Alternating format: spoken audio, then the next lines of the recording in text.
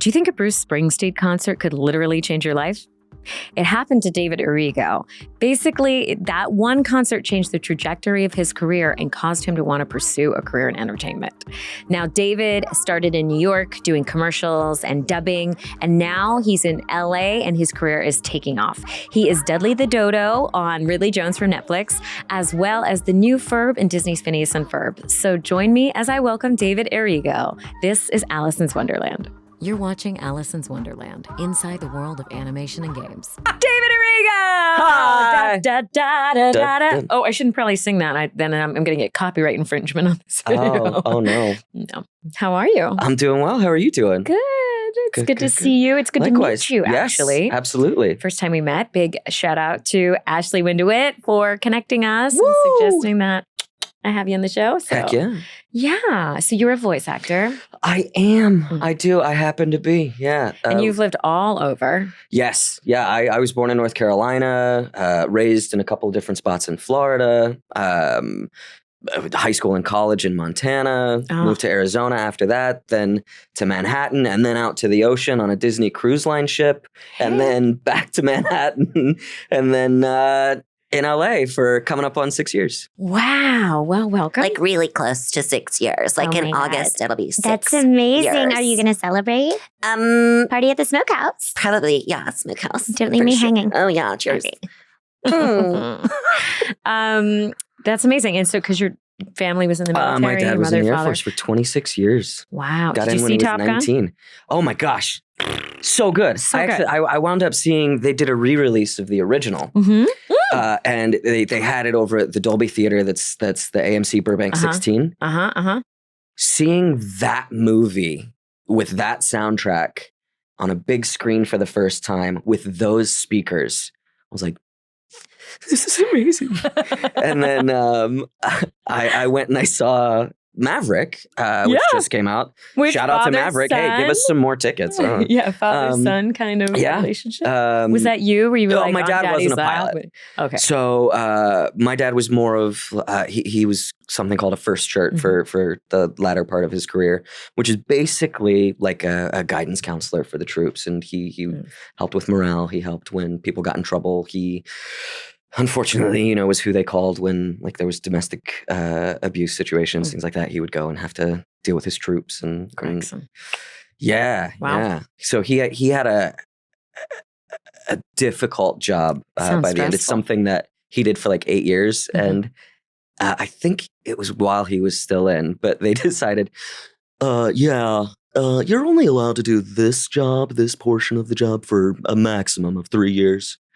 And so, like, the fact that he did it for 8, it really was it sort of weighed on him, shifted some of his optimism, unfortunately. Oh, I'm sorry to hear that. Yeah. He became a lot more of a realist. He had seen a lot more of the world. Do you feel that moving around a lot helped help you become a better actor?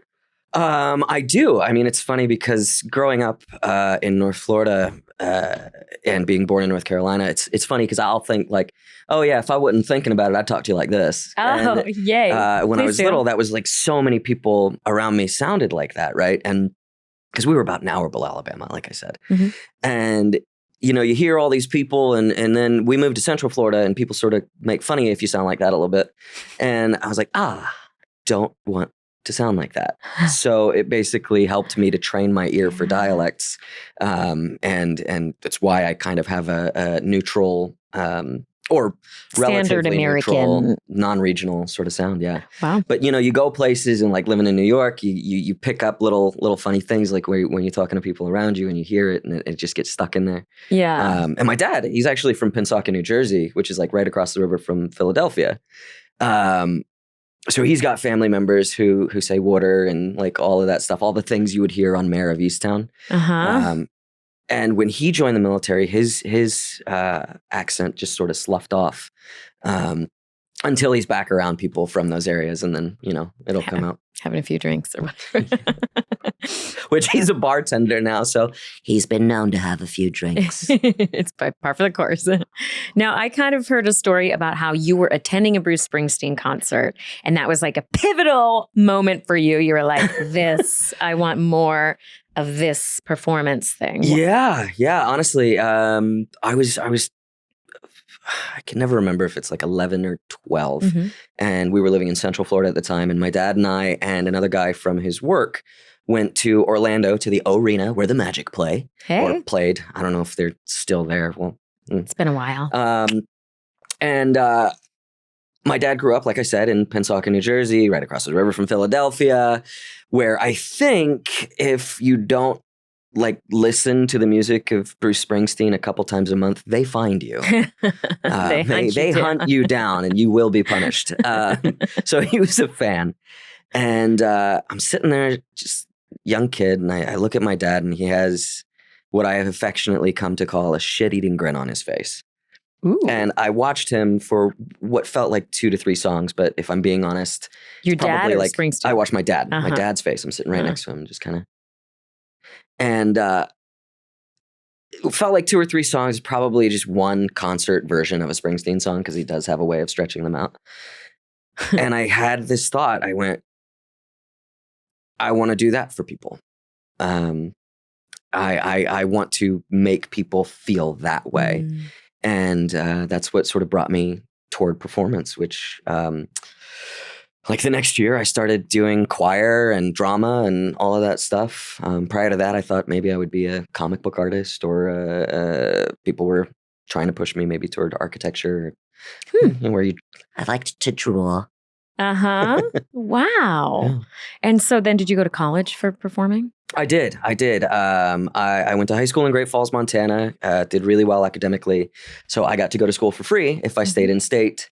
And I wound up getting a Bachelor of the Arts in theater from the University of Montana, Missoula. Other notable or distinguished alumni include J.K. Simmons. Hey, love J.K. Simmons. Interestingly enough, great actor. I started out in the BFA program. Okay. And I wound up doing a show with one of the professors. He was the professor of voice and speech, and he directed this show called The Time of Your Life by William Saroyan. It was his favorite play. And he was an asshole. I just, working with him through this thing, I was like, oh, I'm going to have to spend the next 2 years working with this guy if I continue the BFA. And he was so bad. We had a community member in the show, and we were 2 weeks out from opening. And the guy stands up in rehearsal and says, I quit. Nobody needs to put up with your bullshit. F you. And none of you young actors should have to be dealing with this either. He left. It was that kind of, he was not a nice Did director some people for also this show. Put him on the pedestal and love him? Because I feel like there's always 2 sides to the coin. Sure. There's the devotees. There were definitely people, not a lot of people who didn't see what was happening in this show, but for the program, yes. Strange. But I went to audition for the mid programs, and on that day I told them, just pay attention to my scene partner. Don't worry about me. I'm not continuing with the BFA program. And it was because I didn't want to work with, ironically, the voice and speech teacher. And now this is what I do with my life. Wow. Wow, it's all come full circle. Oh. So how did you make it from college to then voice acting? Short answer is, out of college, I went down to Arizona and worked at a theater as a graphic designer and photographer, and performed for them at night. I got what I consider an unofficial master's in theater, just experience-based. I did 11 shows with them over the span of 2.5 years or something like that. And then also some children's theater, and just stayed very busy. And then I moved to New York, and while I was in New York, oh gosh, I'm doing the short version. There's some stuff in between. Wound up back in New York and got a manager. Manager takes me over to Paradigm to this guy, Doug Keston. And Doug's a big theater guy, and he was on-camera commercial agent. But we talked a lot about theater, and I talked about having done a production of Avenue Q. I had this, the Live Strong bracelets, I've got the B. Brad one in honor of Brad Venable, rest Rest him. But I had one that said, "Sucks to be me, Av Q Phoenix." And I wore it for a really long time because it was a reminder that I could do things that scared me. Because when I got hired to do this production of Avenue Q, I had never puppeteered before. Wow. And I did Nicky, Trekkie, and a Bad Idea Bear. And we wound up getting taught by Rick Lyon, who was the original Nicky, Trekkie, Bad Idea Bear and the designer of the puppets and everything like that. Phoenix Theater brought him out and he taught us how to puppeteer. And I was terrified. And then we open and reviews start to come out and they singled me out for really strong puppeteering. And so I used that as a reminder that I could do things that scared me. And I told that story to Doug. And he kind of comes over to me around the desk, grabs me by the shoulders, walks me across the office, sits me down in front of another guy named Matt Smith, who I think is now an agent at KMR. He's not at Paradigm anymore. And he just says, "You two, talk." And Matt was a voiceover agent.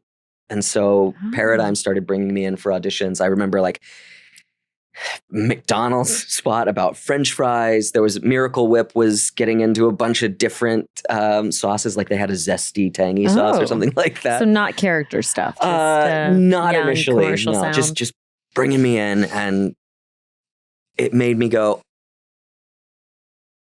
they're gonna let me do this without being on Broadway first or without being a movie star? Oh, that's neat. And so I sort of started pushing in that direction and studying in earnest, reading books like Voiceover, Voice Actor by Yuri Lowenthal and Tara Platt. I like that book so much, I'm actually a testimonial in the second edition. Aw, nice. And then listening to Talkin' Tunes with Rob Paulsen, which I consider my cartoon university. In New York, I would run by the river and just listen to an episode. I owe Rob so much. And then VO Buzz Weekly, you know, great way to learn from people who were not actors, right? You get the producers, directors, voice directors, agents, whatever. So a ton more information. So I'm like cataloging all of that information. And at the same time, I wound up signing up for Voice 123, which is an organization that I actually kind of do not care for. I don't like the pay-to-pay structures. Yeah, I have. They were sort of before my time, I guess, or after my time. So I'm not too familiar with them, but I know they sort of polarize. Some people are really pro, and some people have other thoughts. But they work for a lot of people, especially in secondary markets. And absolutely. I found out it wasn't for me. But I appreciate one specific opportunity that I got from them, which was the first opportunity I got to audition for an animated feature, which was a dubbing feature, but it was called Richard the Stork, about a sparrow who was raised by storks. And I got to go in to audition for Richard. And that day I woke up, smiling. I got on the subway grinning. I did the audition beaming, and I left, I always say, glowing like Eddie Murphy in The Golden Child. Do you ever see that movie? No. This old movie from the 80s, and he's just glowing. There's a whole effect around him. And, this auditioned at like 24th and 4th or somewhere like that. So it was in person? This was in person in New York. Nice. And I got out on the street, and I was walking down to Union Square to meet my wife, and I got on the phone with my dad, and I said, I think I found the thing I'm supposed to be doing. Wow. And it was that sort of clear. Yeah. Did Bruce pop into your head? He was like... He did not. But what song would he have been singing if he did pop in your head at that moment? My gosh. What do you think? Probably Born to Run, because I had to get out of New York to go to LA to do what I really wanted to do. And I knew that very clearly. Okay. Yeah. So then what was next? You just packed up? No, next was trying to figure out how you make enough money to leave New York and move to LA. Because it's a little pricey there. Yeah. Here. Both. Although we have more little pockets, I guess. Yeah. Of not so pricey. So I continued doing auditions for theater, got pretty close to Frankie and Jersey Boys, or the Swing and Jersey Boys, who would cover Frankie. I auditioned for those that creative team a few times, actually. But funnily enough, that started to feel in my head like, oh, wouldn't that be a great survival job while I pursue voiceover? Did you ever do work with Meyer DeLue? No. No, he wasn't. Yeah. It was somebody I worked with. Okay. It did a little bit of voice acting, but he was on that show. Okay. So while I was there, actually, I wound up booking some commercials for Microsoft where I played a Christmas elf. On camera? On camera, which was a lot of fun. It was a co-production with Macy's, I think. And Andy Cohen was on there. They were advertising the Surface tablet. Wow. But that commercial that ran just that day and online gave me about 10 grand. Just in a, like My that. My goodness. Thank you. Thank you, universe. Yeah. Yeah. And shortly thereafter, it was the day after Christmas that year.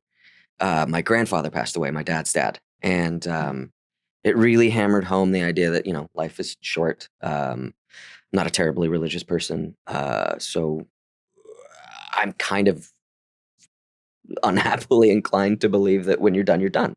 So it made my brain go, oh, you get one go round. If you're not doing what you want to be doing, what are you doing? And so we took that money, packed up, and I actually went back to do another production of Avenue Q in Phoenix before coming here. Same character, same role. Moved out of New York to there, and then from there to here. Wow. And within 6 months, I signed with SBV off of the referral of Mary McDonald Lewis, who's playing Ivan in Lightyear. Check that out. Hey, in theaters this weekend, I believe. I think, real soon. Or, when this comes out, it was there. Yes. Buy it on home video. That's true. However this turns out. Make sure you get your digital download. But she gave me a great referral to SBV. They took me on a couple of months after that. I booked a campaign for Cox Communications, which is a cable company, and got to stop having a survival job, which was congratulations. Really great. Thank you. That's always a great day. Yes, very much. Yeah. Wow. I mean, it seems like in a way it's like your career is long and yet it's just burgeoning, just bursting with life right It's now. funny because I started working professionally in high school. In the summers, I would get paid to do theater. My senior year, I think, was the first time I got to do that. And so I've been a working actor in some way, shape, or form for 18, 19 years, right? And it's funny to start getting traction in the last couple of years, right? And it's that feeling. And I think Kevin Hart might have said it years ago or something. Yeah, it took me 12 years to become an overnight success or whatever. So 100%. And then as you're like, see, I told you people, I knew it. I mean, but also nobody else I wouldn't trade all of that experience for the world to be able to bring all of that living to the booth now. I just think it's incredibly important. Yeah. Yeah. And so you are the new Ferb in Phineas and Ferb. Woohoo! So tell us a little bit about the casting process for that. Dan and Swampy created this show called Milo Murphy's Law after Phineas and Ferb had ended its run. And they always intended to have a crossover. And when they were at that point in production, they reached out to the cast and said, hey, do you want to come back? Everybody did, except Thomas. And I really don't know the story. I know a lot of you would like to know what's the tea on that. And I know none of it. I don't know if it was scheduling. I don't know if it was preference. That happened. I just feel fortunate that then it meant they sent out auditions. So I got that into my inbox and I listened to it. And by the way, I've been a fan of the show for years. Perry has been my text tone since 2012. Oh my goodness. What's the shout out to D. Bradley Baker. Oh, I can't make the sound. It's their platypus. And it's that or whatever. Oh, so when your phone rings, so that's what my text tone is. D, I'm sorry. I'm butchering it. But it came in. I was like, oh, this is actually really exciting. And I love the show. I've watched a lot of it. I think I've got it in me. And there were lines like, God, I wish I could remember. But one of the lines that I wound up having to do for the show, I'll do. Oh, I'm sorry. Did you want to say that?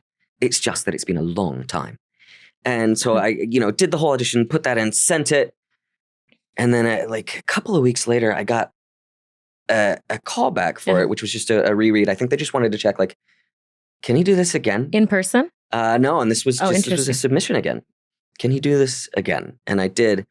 And I wound up booking. And so I went over to, it was LA Studios just down the road here. Yeah. And I walk in and Dan is the first person to greet me. He goes, wait, before you say anything, we have a bet going. Are you actually from England? I said, oh, no, I'm from North Carolina. He goes, damn it. Swampy was the only one who didn't think so, which, I mean, that tracks really well for me because Swampy has lived in England for a while, back years ago, yeah. Wow. Yeah. Amazing. So I just was lucky enough to sort of sonically hit that same space and understand where the placement was for the dialect. And my wife at the time actually said, if you don't book this one, I don't understand your business. Because she thought it sounded, close. Yeah. Love those little magic moments. Yeah. So when you do get a voice match audition, how do you approach what's your process for that? I will listen to the samples and then oftentimes immediately sort of have a sense of, do I understand where this is placing, right? I don't know how you feel about it, but I would almost always rather voice match a character voice than a normal speaking voice, just because I can sort of hear the placement and give my body a trajectory to understand, what's going on there. So if it's voice matching, what's one that I turned down? There was an audition for something for Jim Parsons from The Big Bang Theory. Okay. And I listened to it and I tried it and I went, I am alone at sea. I have no idea what to even aim at. And so I wound up passing on it. I worked on it for a little bit and I passed on it. So generally I'll listen to it, work on it. If I think that I understand the placement, then I will listen to it on repeat and try and really understand, what's the cadence? Where's he pausing? Why is he breathing here? What's the emotional sort of underpinnings of the sample that they sent? How can I manifest all of that? But I have to feel like I understand where to put it on my equipment before I get to that point because, otherwise it's just sort of a lost cause in my opinion. And do you ever come at a character with a physicality, like with a placement or some kind of, do you develop characters just by playing around with where they sit and see what comes out? Oh, yeah. Yeah. I just want to put something in the back of my face, right? I'm just going to think that and who's going to come out then? And to me, that winds up as a little bit gruff, right? Or, do I want it to come out of my forehead? And a lot of times those are smart characters or whatever. And, we can play with those tropes, those stereotypes or things like that. But yeah, a lot of times I will. And I think it's because I grew up as a singer. And there's so much about placement when you're working in a choir or whatever you're working in voice lessons or whatever. And so I think that's why a lot of where my stuff comes from is where am I going to put it? Yeah. And it's fun to play that way, I think. Absolutely. Yeah. Absolutely. A lot of times though, I'll let the text inform me, right? I'm one of those actors I'm just a tremendous fan of writers. Because if they have done a great job, my job is so easy. All I have to do is listen to the writing. Yeah. And it takes care of it. It takes care of it. Wow. That's amazing. So now you also worked with Meredith Lane on DOTA Dragon's Blood. I know. I love her too. I get to work with her on It's Pony for Nickelodeon. Oh, okay. So very different show though. It's Pony is a comedy. And tell us about DOTA. It just got announced for a season 3 just the other day, which is great. Yeah, good for them. 3, that's good. Meredith brought me in for just some like one-off character. And one of my favorite stories that I've been able to grab for my career actually comes out of this. And they brought me in, and it was just a character. He was called Medico, which was really just his title. And I said, well, what would you like? And I was talking to the showrunner, a guy named Ashley. And he was like, well, it's from this group, so it's probably a bit of a Scottish thing. I said, okay, so is it Scottish like maybe like an Ian DeCasticker, right? Who's from Agents of S.H.I.E.L.D., because that's actually a fairly easy to understand Scottish dialect, as opposed to like if you were really to get into a proper Scottish, a lot of American ears just cannot hear it. He's like, yeah. I said, okay, great. So I went in and did that for the session. Give me a shake. Thank you so much for coming in. Oh, thank you for having me, Meredith. Blah blah blah. And then they brought me in again, and I walked in. I said, thank you so much for having me back. And they said, is the character's now called Maddox? He goes, yeah. Now you have a name. You acted your way onto this show. There's going to be a lot more coming to you. And I went, oh, thank you. That's a very nice thing for you to say. I was sort of like taken aback by the kindness of his comment. And I have so appreciated working with them. They're just lovely people. And Meredith has brought me a couple of other projects too. Like she brought me in for young Vesemir in The Witcher, Nightmare of the Wolf, which was the anime feature that they did with Studio Mir for Netflix. And that was a blast too. Anytime I get to work with Meredith is such a treat. Yeah. Emmy Award winning, right? Emmy Award winning. So now it's interesting to hear, so you have this experience both as a dramatic actor and as a comedic actor. Do you find that you gravitate towards one over the other? That's an interesting question. Should we say? Honestly, I love that. You can learn a lot about a dialect and like their vowel placement just by the ways that they say So that's what sticks in my brain with But I think, I think I probably gravitate toward bigger characters. That's what. It's fun. That's what sort of tends to get me hired, which it's ironic because, Ferb is such a soft-spoken fellow, and it's just a very quiet voice. And when I'm speaking to people and they want to hear it out in the world, I don't get in a little close because I'm not going to be able to project and have it have the same effect. But then there's a character that I do for Ridley Jones, which is basically a bastardized Ed Wynn without the lisp, right? Because if it was Ed Wynn, you'd have the sort of this S treatment, right? And that's how I auditioned it initially. And when I did the callback with Chris and the team, she was like, "Can you do it without the lisp?" I was like, "Yeah, of course." So he's a big character. He's got a lot of neuroses, and he's a lot of the comic relief at times.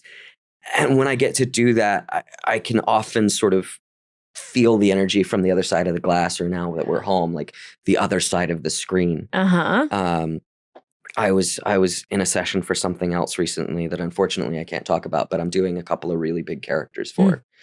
And one of our showrunners goes, "Why are you so good at this?" And I said, because how do you answer that question, right? Like, what are you going to do? I studied a lot, and I'm crazy. There's a lot of voices blessed in my head. Yeah, but I was sort of at a loss for words. And she said, "Is it because you have so much fun?" And I said, "Honestly, I think that's it." So when I'm doing those big characters, I get to have so much fun, and I think that it translates. Yeah. Yeah. So what was it like working with Chris Nee? I love Chris Nee. A dream. Chris is one of the just titans of our industry, right? And she is such a warm person too. She's got, it's funny because she's incredibly kind, but she's also direct. And not everybody knows how to navigate being direct and still qualifying as kind. Mm. I appreciated every session that we got to do together, and her encouragement throughout all of Ridley Jones was just second to none. Such a sweet person. We will message occasionally on Twitter, and she's always just got the kindest things to say, and like, man, this coffee's coming back. Hey, she's just so very, very supportive of her casts and her teams. My God, the way that she loves her teams. Look at her social media, and you'll see just the support that she has for her writers rooms, her artists, all of that, and that translates to her voice cast too. And the impact that she's made on an entire generation, including, diversity and what she's done for casting and authenticity in casting and the roles she's created. It's just really inspiring. Well, I mean, I encourage everybody, check out We the People. You want to learn a little bit more about how our government works. We the People was such an ambitious project. And they essentially wanted to do a civics lesson, right? And sort of rethink the idea of what a Schoolhouse Rock version of that would be. And they killed it. It's so good. Beautiful. If you haven't watched it, check it out. Get on it. Yeah. Thank you for sharing that. Yeah. Now, I know you also have done a lot of dubbing, and I think you did a lot of anime in New York City. Yeah, I did some Pokemon and Yu-Gi-Oh. Nice. And then Was that fun? Oh yeah, definitely. Were you a fan of Pokemon before? Oh, I grew up on it. Yeah, I mean, I was of the first generation of middle schoolers who got. And for their Game Boy, they got either Pokemon Red or Pokemon Blue, and then you had your cable that you would connect the two devices, and you could trade back and forth. Can you do your character? Oh, do you remember? I think Nihei was just me, but a little younger, a little energetic. He was a ninja from a mountain clan. Nice. What was it? Venusaur, Vine Whip, go! Like that kind of. That kind of thing. If I'm remembering correctly. It's been a few years now, sweetheart. It's been a few years. Did you pop into dubbing kind of with the plan? Was it easy to pick up for you? Yeah, I mean, for me, it was... They kind of throw you right in a lot of times. Oh, yeah. You're like, 3 beeps, and they go, okay, where do I look? Where do I... So before that... I did this off-Broadway show called Nothing But Trash, and I worked with a guy named Rory Max Kaplan. Okay. And his dad is a guy named Kip Kaplan who runs a studio called Audio Works out of New York. And Kip is sort of old school New York. He's a personality, and he ran an interesting ship. Right? He didn't have beeps. Oh wow! And he would get all sorts of different properties, things that, you and I probably would never have heard of. But he would just say, and go! And you would do it. And, I wanted so badly to get it right the first time, each time. Yeah. For various reasons, but we don't need to get into that. And it was my sort of trial by fire. And it made me get very good at that specific part of our industry very quickly. So by the time I got to Pokemon and Yu-Gi-Oh, I felt spoiled. And go on the imaginary fourth beep. I was like, wait, I'm going to have a chance to have a lead up and take a breath. And very cool. Very cool. So dubbing, I took to dubbing pretty quickly, fortunately. I think it's an incredible space. Very technical. Very technical. It is honestly one of the hardest things to succeed at in our industry, and it's why I think you see a pretty widely varied quality level because it is difficult, and when you're really good at it, it can be insane to see. There are shows like. Death Note, I think, was a really, really successful dub. My Hero Academia, I think, is incredible. That comes out of Texas with the Funimation. And then, some of the Netflix things that we see, some of the live action, some of the features. Yeah. You can see when it's really, really good. But it's tough to stay focused and be in the moment with the characters when you're listening for 3 beeps and also watching for lip flaps. And absolutely. it may or may not be timed out. Do you have any tips for staying focused? Ooh, interesting. Don't pay attention to your phone, honestly. I know that seems like a sort of trite thing, but if you are going to your phone in between takes or anything like that, it's really easy to lose sort of that energy continuity. I suggest that for prelay as well. That's pretty for everything. But I can see, and especially I think, just I've heard like the more comfortable people get with it, then the more the phone comes out. Sure. Especially everybody's working from home and there's constant distractions. But see, and I'm such a nerd for this job. Like I know from doing work that I don't want to be doing versus doing work that I love, that I'm the guy in the group record who is just the whole time. I'm not sitting down. I'm not on my phone. I'm like paying attention to what everybody's doing because I'm so enamored with our industry. And that's how we learn, right? Oh. Group records are the best training out there. How I know you miss that. Yeah. When we I'm switched, like, David, another human. We're here in the same room together. During the pandemic, when we switched from group records to individual records for Ridley, it was such a bummer because, I would go into these sessions and... Was that at LA Studios you said? This one was at Studiopolis over on Colfax and Ventura, right? Yeah. But, to my right, I had my buddy Tyler. To my left was oftentimes Ashlyn, who's another pal. And then right next to them was Bob Bergen and Lorraine Newman. And I'm sitting there going, yeah. Let me just learn. I'm going to learn everything that I can. And just Bob's such an staring. incredible teacher too. Yeah. He's such an incredible teacher. I miss it. Yeah. Yeah. What do you do these days to stay fresh? Is it just auditions and bookings, or do you do improv or take any classes? Honestly, to stay fresh, a lot of times it's devouring content. And not just animated stuff, but I will, like during the pandemic, I decided to watch Doctor Who, right? Because it still gets trotted out by people on the other side of the glass. And they're like, just like the Doctor, he's a kind of crazy, but he's a good crazy, right?